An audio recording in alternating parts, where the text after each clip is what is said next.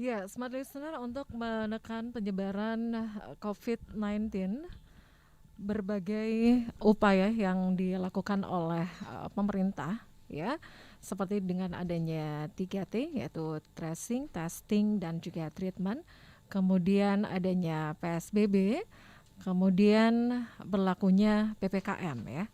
Nah, untuk PPKM ini smart listeners ini berlaku untuk wilayah di luar Jawa dan Bali ya, smart listeners, pemerintah kembali memperpanjang ya.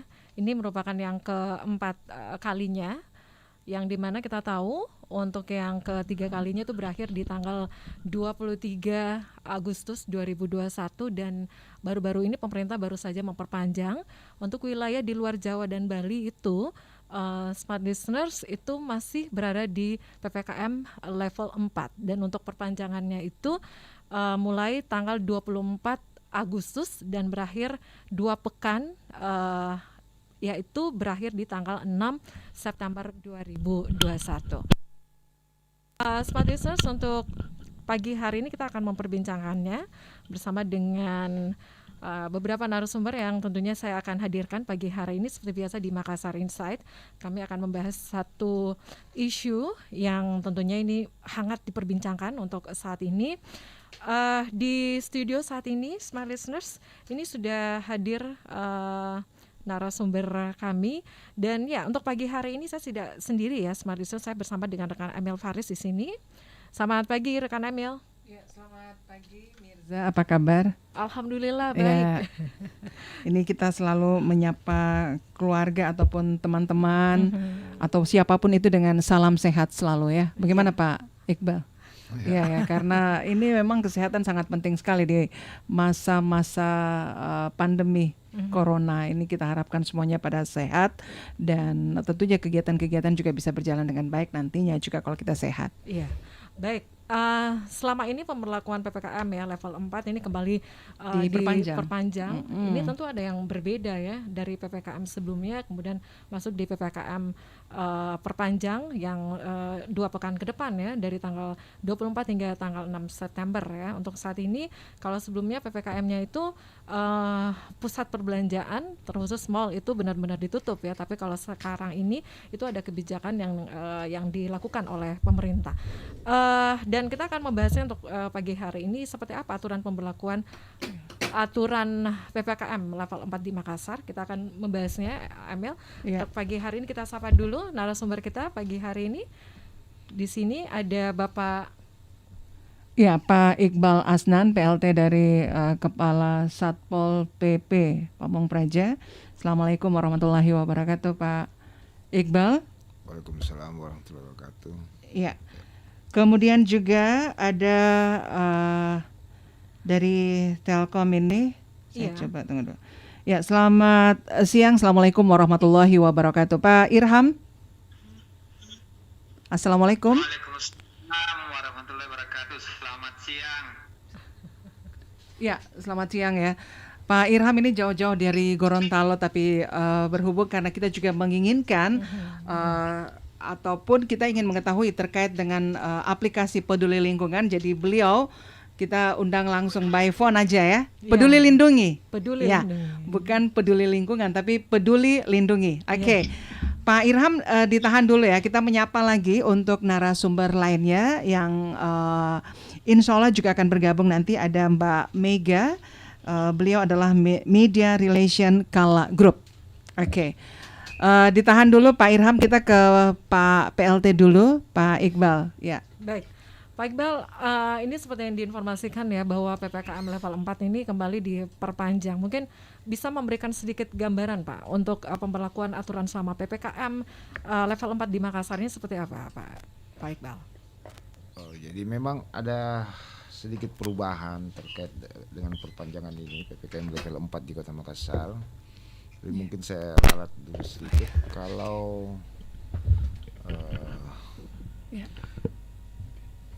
mall di PPKM sebelumnya itu bukan dilarang, Bu. Itu dibuka. Tetap bisa beroperasi gitu ya? Bisa beroperasi.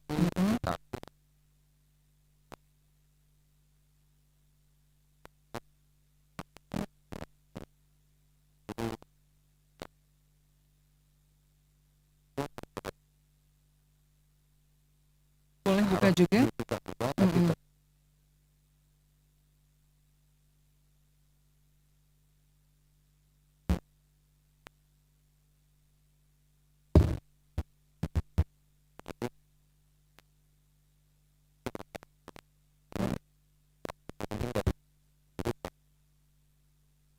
Syaratnya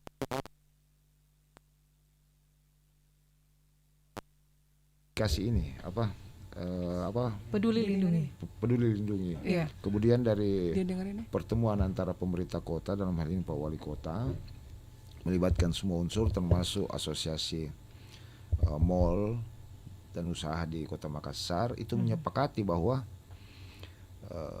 selain daripada karyawan atau pegawai di mall tersebut, setiap orang yang masuk di mall itu juga diwajibkan telah melakukan vaksin. Nah, itu usulan dari Pemerintah. para pelaku usaha mall untuk menjadi salah satu syarat. Sehingga Pak Wali kemudian mengakomodir itu menjadi dan dituangkan dalam surat edaran wali kota, Ya. menjadi salah satu syarat untuk orang masuk mall. Jangan, Mei.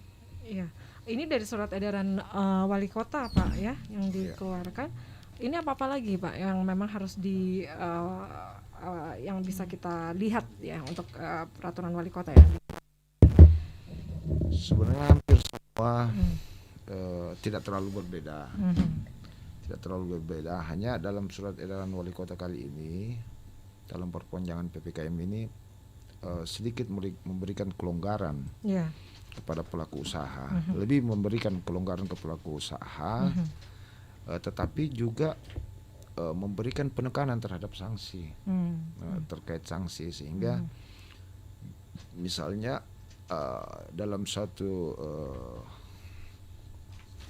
usaha terjadi misalnya ada kasus di situ, kasus ada yang positif di situ beberapa orang, itu kita bisa kita wajibkan untuk menutup usaha tersebut selama 5 hari, minimal 5 hari dalam rangka karantina. Jadi kita longgarkan tapi kita ketatkan juga di sisi keamanannya. Pak, ini kan dari beberapa aturan-aturan ya yang diberlakukan di PPKM level 4 ya, Pak Iqbal ya. Ini ada aturan-aturan lainnya ya, seperti untuk pembukaan tempat makan ya, kemudian sebagai tempat makan ya, kemudian juga ada tempat lainnya, tempat usaha lainnya seperti warkop begitu ya, ya Pak. Nah itu ketentuannya seperti apa Pak selama ini yang dijalankan? Jadi tetap kita berpedoman terkait dengan jam operasional Yeah. untuk meminimalisir kerumunan di tempat-tempat usaha itu. Tapi Yeah. mungkin begini, ada hal yang menarik barangkali yang luput, yaitu dalam surat edaran wali kota kali ini itu membolehkan pelaksanaan resepsi pernikahan. Ya, itu gimana Pak ketentuannya? Yang sebelumnya itu Ditiadakan. Ditiadakan, ya. Ini sudah dibolehkan, tentu dengan syarat-syarat yang cukup ketat. Jadi dia 25% dari kapasitas ruangan, maksimal 25%, atau kapasitas maksimal 30 orang. Nah, kalau dulu kan tidak full ya? Tidak dibolehkan sama sekali memang. Nah, kalau sekarang itu boleh, tetapi batas waktunya itu tadi Sampai tanggal sampai 6. jam 8 malam, kemudian maksimal 30 orang. Jadi 30 orang itu dalam artian begini, bukan 30 undangannya, bukan. Iya. Tetapi 30 orang dalam satu ruangan. Jadi silakan tamunya antri, kalau misalnya sudah keluar, sudah masuk solo begitu, 5 orang ya bolehlah masuk Iya, lagi. kalaupun 5 orang. dibatasi harus di dalam ruangan itu sebesar sebanyak 30 orang. Terus ini kan pasti akan terjadi penumpukan di bagian luar, Pak. Gimana itu untuk mengantisipasi lagi untuk tumpukan yang berada di luar? Sementara untuk kapasitas di dalam ruangan sendiri dibatasi sampai 30 orang kan. Ini pasti ada terjadi penumpukan di luar. Jadi, Nah, itu gimana lagi? Berarti ada penumpukan, apakah ada arahan lagi untuk di luar lagi dari area tempat pelaksanaan acara? jadi memang kita sudah komunikasi dengan beberapa gedung yang atau usaha yang memfasilitasi resepsi pernikahan untuk kemudian sebelum Pelaksanaan. kemudian melakukan pelaksanaan itu memfasilitasi masyarakat itu berkoordinasi dengan kami. Kami juga akan mengecek kesiapan. Jadi Dari tim penyelenggara. Dari pihak gedungnya juga pasti ya, Pak ya? Itu apakah sistem antriannya gimana, kapasitasnya gimana, kemudian bagaimana tim internalnya mereka melakukan pemeriksaan sebelum tamu itu datang, karena kalau potensi kerumunan terkait kegiatan seperti itu Pasti memang ada. besar. Iya. Jangankan resepsi, Acara biasa kegiatan aja. vaksin saja pasti beberapa kali ini saya perhatikan juga terjadi penumpukan. Iya. Nah, Ini jadi, pengalaman, pengalaman. pengalaman PPKM sebelumnya ini ya. Pasti walaupun disebutkan bahwa resepsi itu ditiadakan, tapi kan ternyata di masyarakat kita lihat sendiri resepsi itu tetap terlaksana.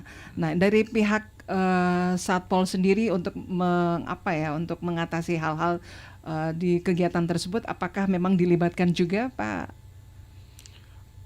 Selama ini memang kita hanya mencoba meminimalisir dulu, karena ini kan juga terkait dengan kultur kita Iya. di Makassar yang menganggap bahwa kalau Tidak sudah acara. terlanjur kita sebar undangan ini kan sirik, ceritanya malu-malu kita sehingga yang kita bisa lakukan itu adalah meminimalisir kerumunannya, Iya. batasi jumlahnya dengan melakukan berbagai bentuk pendekatan. Nah, pendekatan itu lebih banyak kita lakukan di tim Satgas Reka Kota, Reka Kecamatan. Iya. Kita bentuk 15 kecamatan. Tim Satgas Reka ya. Satgas Reka Kecamatan. Memang kita minta dipimpin oleh Master Recover Kecamatan yang memang memiliki akses dan hubungan emosional yang bagus dengan tokoh-tokoh masyarakat dan masyarakat di wilayahnya.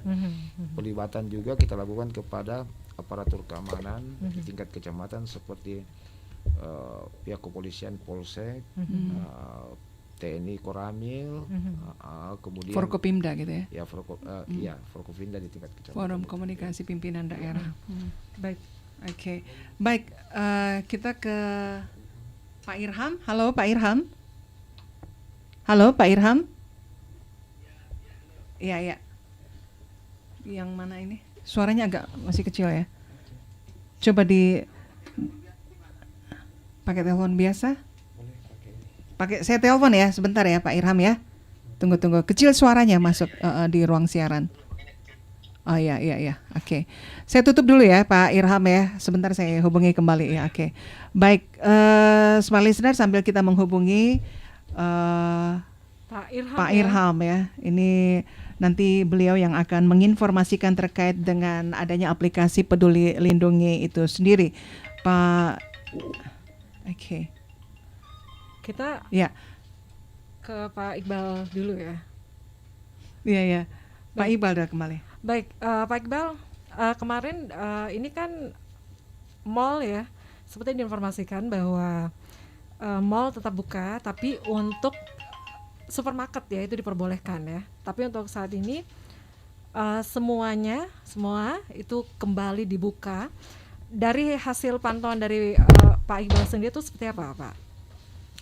Jadi dalam 2 hari ini kita melakukan pemantauan terhadap beberapa mall. Iya, ini kan kemarin ya, Ya. hari pertama ya dibuka, Pak. Jadi, Gimana hasil pantauannya, Pak? Jadi kan sebenarnya terkait dengan usulan apa ke namanya? Mensyaratkan vaksin. Iya. Vaksin kepada pengunjung bahwa mereka sudah vaksin. Ini usulan dari pengelola mal sendiri. Untuk jadikan syarat. Nah, kita belum melihat kesiapan dari pengelola mal. Misalnya kesiapannya seperti apa itu, Pak? Kalau yang Ya, Bapak lihat. untuk memastikan bahwa orang yang masuk ke mal itu sudah vaksin. Jadi semua mal di Kota Makassar ini Iya. belum menerapkan itu Iya. sesuai dengan usulannya sendiri. Jadi Pak Wali itu mensyaratkan itu dalam surat edaran wali kota itu atas usulan pengelola mal. Kita cek Oh ya. kemarin itu seluruh mal di Kota Makassar itu belum menerapkan, Belum siap ya, Pak ya? belum siap, Iya. belum ya. menerapkan. Belum Bahkan kami menerapkan. tegur mereka beberapa juga staf mereka, personil mereka yang berjaga di depan mall. Kami pikirnya mereka berjaga di situ untuk Menginformasikan ya. memeriksa itu bahwa apakah pengunjung ini sudah vaksin atau tidak dengan aplikasi tadi Iya, iya. Peduli Lindungi. Ternyata yang dilihat di lapangan seperti apa? Ternyata Di lapangan tidak seperti itu ya. Jadi kami juga sebenarnya agak heran karena kan ini usulan dari pengelola mal sendiri, bukan dari pemerintah kota. Jadi Sementara dari yang di masyarakat sendiri beredar bahwa pemerintah kota yang menerapkan untuk Ya. harus vaksin sebelum masuk ke mall ya, gitu. kami Ya? terapkan itu atas usulan pengelola Oh, mal. ternyata ya seperti itu. Kami Ya. cek ternyata belum bisa. Belum ya. siap ya. Ya, terkait dengan aplikasi yang seperti Pak Iqbal tadi sebutkan bahwa setiap pengunjung mall ini harus divaksin dulu ya dengan memakai aplikasi Peduli Lindungi. Nah, terkait dengan aplikasi ini kita akan banyak tahu sedikit ya dengan aplikasi Peduli Lindungi ini, dan kita bersama dengan Pak Irham. Selamat siang Pak Irham. Ya. Ya, coba ya, alhamdulillah kita sehat walafiat. Saya Emil dengan juga ada Mirza di sini berdua. Terus ada juga Bapak PLT Kasatpol PP Makassar. Oke, Pak Iqbal ya, Pak Irham. Nah, Pak Irham ini dari tadi disebut-sebut terkait dengan aplikasi Peduli Lindungi. Nah, kalau Pak Irham sendiri menjelaskan ini aplikasi seperti apa sih, dan sepertinya aplikasi ini bukan pada saat ini saja ya, sudah ada sebelumnya. Ya, betul sekali Mbak Eni. Jadi mohon izin menjelaskan sedikit, tapi ini sebenarnya bukan menggurui ya, bagi informasi lah. Jadi aplikasi ini sejak Maret 2020 sudah dibikin oleh pihak Telkom dan dibuat oleh kementerian, dalam hal ini Menteri Kominfo. Nah, dasar hukumnya itu ada 6 terkait dengan aplikasi ini. Satu, Undang-Undang Nomor 36 2009 tentang kesehatan, terus Undang-Undang Nomor 24 2007 tahun 2007 tentang penanggulangan bencana, Undang-Undang Nomor 2 tahun 2002 tentang Kepolisian Negara Republik Indonesia, Undang-Undang Nomor 6 2018 tentang kekarantinaan kesehatan, Undang-Undang Nomor 36 tahun 99 tentang telekomunikasi.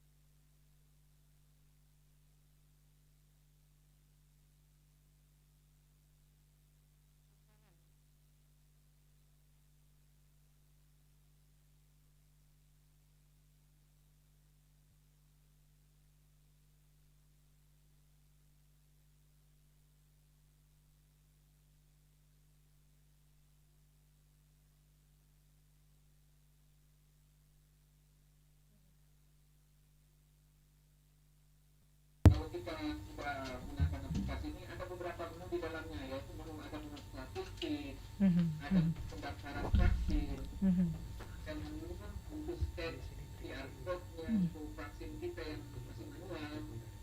Terus ada juga teledokternya, terus ada diary perjalanan kita dan paspor digital kita di dalam. Dan satu lagi yaitu tentang info penting kalau kita pernah berada di lingkungan orang-orang yang terpapar positif COVID-19 ini. Ya, aplikasi dengan berbagai apa tadi namanya? Fungsi ya. Fungsi ya. Aplikasi dengan berbagai fungsi ini banyak ternyata ya. Dan sebentar Pak Irham, kita break dulu karena waktunya kita break. Kami akan mengetahui juga bagaimana ketika masyarakat ingin membuka aplikasi ini, apa yang mereka harus pakai di fitur-fitur yang tadi sudah disampaikan oleh Pak Irham. Paling tidak dengan info yang diberikan oleh Pak Irham, masyarakat jadi tahu saya mau ambil di fitur ini ya, karena supaya saya bisa bebas masuk ke mall ya, gitu ya Pak Irham ya. Kita break dulu. Oke, baik, ditahan dulu teleponnya Pak Irham dan Pak Iqbal juga. Kami mohon untuk kita rehat sejenak dan kita masih ada satu narasumber lagi yang akan kita hubungi, yaitu dari pihak mall, yaitu Mbak Mega. Dan Mirza, setelah break ini kita akan lanjutkan lagi perbincangan kita masih di Makassar Insight dari Radio Smart FM, part of KG Radio Network.